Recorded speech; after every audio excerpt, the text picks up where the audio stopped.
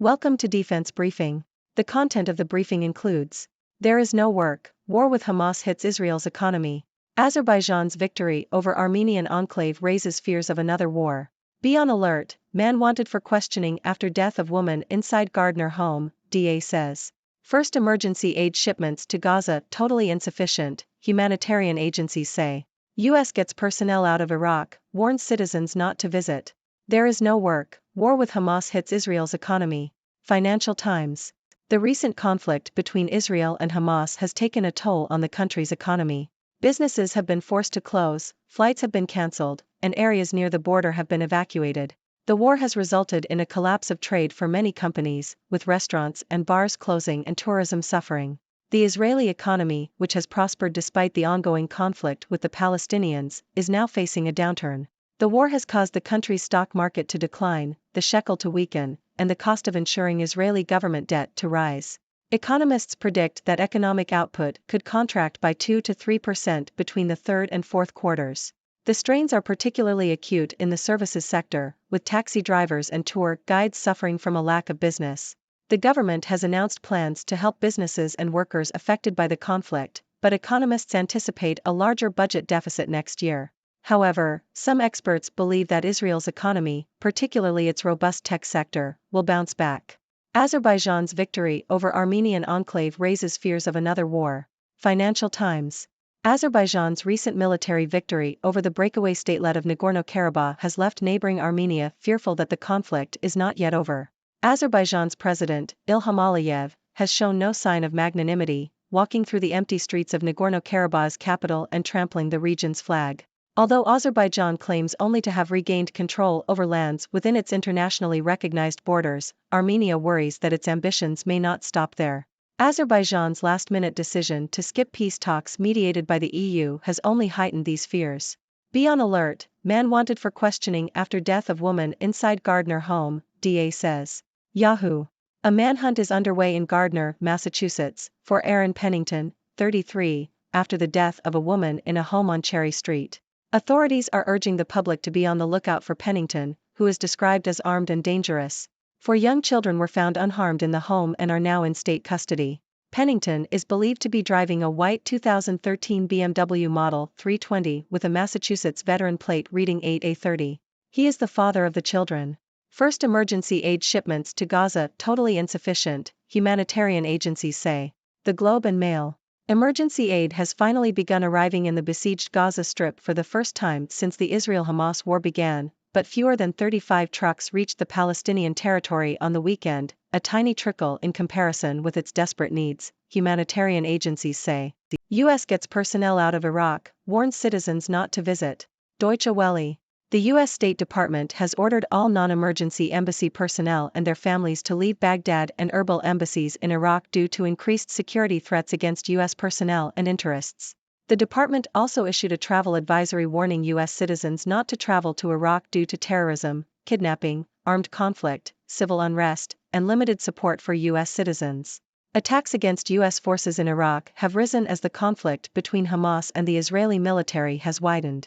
The U.S. has warned of an escalated threat to its interests across the Middle East and that Iran may seek to exploit tensions by widening the conflict in Gaza. U.S. advises Israel to delay Gaza invasion, officials say. New York Times. The Biden administration has advised Israel to delay a ground invasion of Gaza, hoping to buy time for hostage negotiations and to allow more humanitarian aid to reach Palestinians in the sealed-off enclave, according to several U.S. officials. American officials also want more time to prepare for attacks on U.S. interests in the region from Iran-backed groups, which officials said are likely to intensify once Israel moves its forces fully into Gaza. The administration is not making a demand of Israel and still supports the ground invasion and Israel's goal of eradicating Hamas, the group controlling Gaza that killed about 1,400 people in terrorist attacks on October 7, the officials said. But fast-moving events since Hamas released 2 American women on Friday have spurred the administration to more urgently suggest that the Israelis allow time to negotiate the release of 212 other hostages, the officials said. ASX continues slide as Israel-Gaza war worries see bond interest rates push higher. ABC. The Israel-Gaza war has had a negative impact on the U.S. bond market, causing 10-year bond rates to reach almost 5%. This has resulted in Wall Street closing in the red every day last week, and the ASX following suit. Israelis and Gazans flee amid clashes and warnings of wider regional war. New York Times. Fears are growing of a widening regional conflict as Israeli forces mass along the border with Gaza, and clashes escalate on Israel's northern border with Lebanon. The United States has ordered some diplomatic staff to leave Iraq, and Israel has dropped leaflets telling Palestinians to leave northern Gaza. Lebanese civilians have also fled their villages for fear of Israeli shelling. Israeli Prime Minister Benjamin Netanyahu has warned that if Hezbollah, the Iranian-backed militia that controls southern Lebanon, joins the conflict, there would be devastating consequences. Meanwhile, the Biden administration has urged Israel to delay a ground invasion of Gaza in order to allow more humanitarian aid to reach Palestinians and to buy more time for negotiations to release over 200 hostages held by Hamas. How the Biden administration tried to slow Israel's invasion of Gaza. Washington Post. U.S. President Joe Biden has been trying to prevent a wider regional war after he pledged rock-solid and unwavering support for Israel in the wake of Hamas's recent attack. Biden has reminded Prime Minister Benjamin Netanyahu to act according to the rule of law as U.S. forces, including 2 naval carrier groups, are at risk of being drawn into the conflict. The Biden administration's hopes for an expansion of the Abraham Accords now seem indefinitely postponed. Even after a surprise Hamas attack, the Biden administration continues to extend full-throated support for Israel while trying to prevent a wider regional war. This has meant that world attention has begun to shift from sympathy for murdered Israelis to concern for the plight of Palestinian civilians, and criticism of U.S. support for Israel.